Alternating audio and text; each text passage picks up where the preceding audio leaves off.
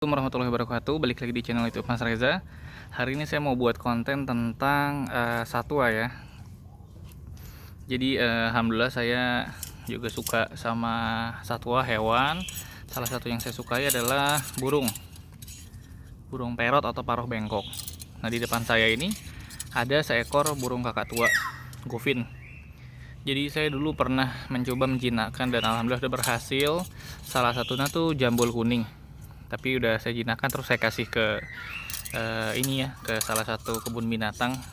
Nah, hari ini saya beli lagi si Govin, kakak tua dari Indonesia juga. Dia jenis kakak tua paruh putih, tapi dia nggak punya jambul warna kuning. Dia punya jambul tapi warna putih dan pendek. Burung ini masih agak liar ya. Tuh, dia masih galak. Kalau mau dipegang tuh dia bawaannya mau matok. Nah, hari ini saya akan kasih tips bagaimana cara menjinakkannya. Jadi sebagai informasi, ini salah satu hewan yang sudah dilindungi ya. Jadi buat teman-teman yang mau membeli atau memeliharanya bisa, tapi pastikan hewan yang sudah memiliki sertifikat, yang sudah dikelola oleh penangkar, yang penangkarnya juga sudah mendapatkan izin dari BKSDA. Nah, kalau saya ini memang banyak menemukan burung-burung ini di grup-grup komunitas pencinta hewan. Malah saya rasa ya, lebih banyak hewan-hewan langka ini berada di tangan para hobis dibanding di alam. Ya, sebagian ada yang dijual, sebagian ada yang dipelihara. Kalau saya biasanya saya beli. Nanti kalau sudah saya bosen, saya kasih ke kebun binatang. Kemarin juga sempat ngasih kura-kura ke taman reptil di taman mini. Oke, cara buat ngejinakinya ya. Yang pertama kita butuhkan adalah semprotan berisi air putih aja, air keran, dan hair dryer. Jadi yang harus kita lakukan adalah si burung paruh bengkok kakak tua ini, dia itu akan lemah kalau dimandiin ya. Nah, kita mandiin ya seperti ini, terus sampai badannya basah kuyup. Nah, sambil kita pegang sekarang bagian depannya. Nah, ketika dia basah kuyup ini, entah kenapa si burung ini tuh jadi ya lemah dan kedinginan sih, intinya mereka kedinginan, dan mereka itu jadi nggak segalak sebelumnya. Lihat tuh, pas dimandiin dia kan sudah bisa kita pegang-pegang gitu, bahkan saya tarik-tarik juga dia nggak marah. Nah, kena air sebentar basah ya. Masih galak, tapi biasanya gigitannya udah nggak sakit yang tadi. Terus kita mandiin ya, ini bagian dari ini juga sih, ngerawat burung juga. Jadi burung kan jadi bersih. Biasanya ada sampo khusus buat mandiin burung. Banyak sih di pet shop atau di hobis itu banyak yang jual, tapi saya nggak kasih sampo karena memang cuman buat di sementara aja sih. Biasanya kalau udah banyak kegiatan, bosen ya, kita serahkan ke orang yang lebih pandai, lebih lihai meliharanya. Nah, kita kasih air dulu ya sebentar sambil lap. Kayaknya udah cukup basah, sambil lap dulu ya. Oke, kita coba lap ya. Nah, kita lap pakai kain bekas baju, pakaian ya. Kalau seperti ini dia udah nggak sakit nih ngegigitnya tuh udah nggak berdarah, cuman ya biasalah luka-luka kecil aja. Nah, kalau misalnya belum dimandiin tuh tenaganya kuat banget ya, jadi digigit dia bisa berdarah atau bahkan sobek. Saya pernah sobek digigit sama kakak tua jenis triton yang paling besar. Si galak, kita kasih air lagi. Perlu tahu juga, jadi proses mandiin kakak tua ini nggak boleh sering-sering ya, nggak boleh dilakukan setiap hari, atau bahkan ada yang bilang sehari 2 kali. Itu nggak benar, salah.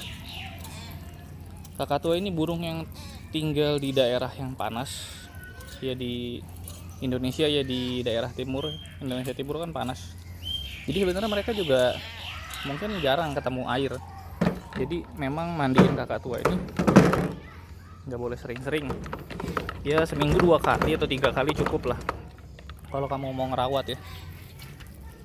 Kalau buat ngejinakin ya seperlunya aja. Oke, sudah, kita coba lulus lagi ya. Mudah-mudahan sih udah nggak galak nih. Nah jadi bagusnya malah kita tantangin nih, tangan kita taruh di mulutnya kayak gini ya. Dan ketika dia gigit itu tangan kita jangan kita tarik. Kalau kita tarik dia akan ngerasa gigitan dia tuh sakit. Nah kita diamin aja, nanti dia nggak akan berani ngegigit lagi karena dia ngerasa gigitannya tuh nggak efektif melukai kita. Kayak gini udah gak ngegigit kan. Nah cara ini kita lakukan berulang-ulang kali, seminggu 2 kali ya. Nah insya Allah burung kalau seperti ini dia akan bisa jinak ke kita. Nah ini udah basah, koyup, dia udah nggak berdaya menggigit saya. Kita keringin dengan kain lap, lalu kita keringin dengan hair dryer. Oke ya, saya coba keringkan dulu. Ya ini sudah dikeringkan menggunakan kain, jadi udah nggak lepek, tapi dia akan merasa gemetaran kayak gini ya. Nah, kita elus-elus. Kelihatan kan tadi perbedaannya ya, tadi dia matok ngegigit. Sekarang karena kondisi dia sedang lemah, kedinginan, dia nggak akan matok kita. Kalau hal ini kita ulang-ulang, kemudian dia akan mengenali siapa tuannya, dan dia akan menjadi lebih jinak, atau dia akan menjadi jinak. Jadi perlu waktu ya, jarang sih yang sekali langsung jinak, biasanya 2-3 kali. Nah terus kita keringin seperti ini, jangan terlalu dekat karena udara yang dihasilkan dari si hair dryer ini cukup panas ya, jadi agak jauh. Nah bagusnya memang dalam proses pengeringan dengan hair dryer ini sambil disentuh atau dielus-elus, jadi nanti dia akan terbiasa dielus-elus. Zami, dielus-elus nak burungnya. Nah Zami bisa pegangin nggak? Bisa. Pegangin ini, nah ya yang elus-elus ya. Nah jangan dekat-dekat nak. Nah jadi dielus-elus terus sambil digini-gini nih bulunya, karena bulunya banyak tuh. Nah jadi ini mempercepat proses pengeringan. Jadi disemprotkan sambil diangkat bulunya, jadi dia akan mengering dari bagian bawah. Kalau seperti ini kan bulunya satuan ya, sebenarnya itu bulunya kayak kapas, jadi kalau kering dia akan ngembang. Dielus-elus kayak gini. Nah dia udah nggak berdaya ngegigit. Kita tawarin buat digigit, dia udah gak ngegigit lagi sekarang.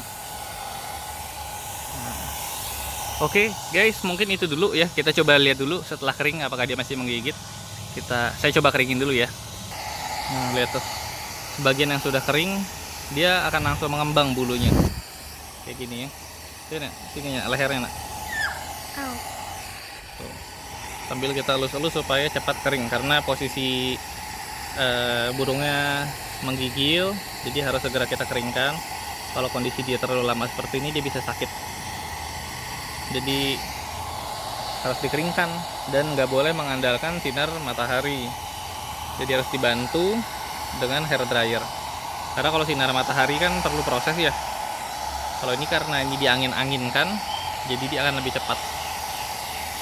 Dia udah gak menggigit ya, udah kering kepalanya. Menggigit manja aja, nggak luka, nggak berdarah.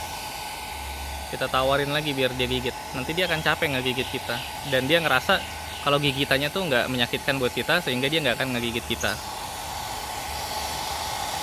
Sambil dielus-elus agar segera kering dan mekar lagi bulunya, menutupi badannya, dan dia nggak kedinginan.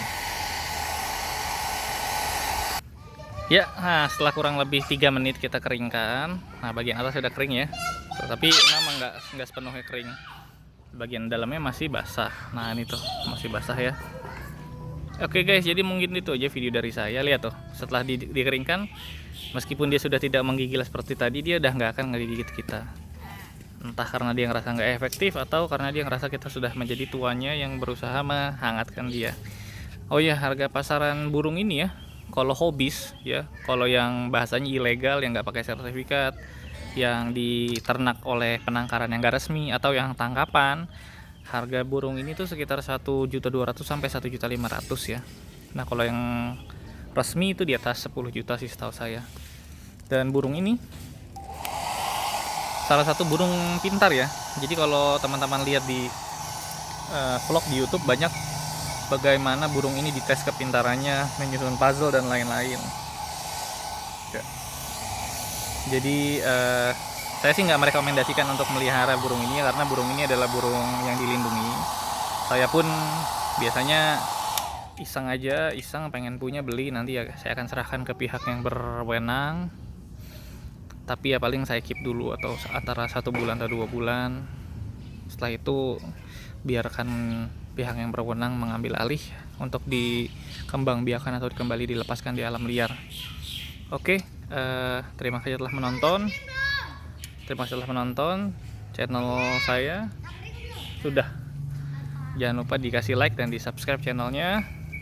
Terima kasih. Assalamualaikum warahmatullahi wabarakatuh.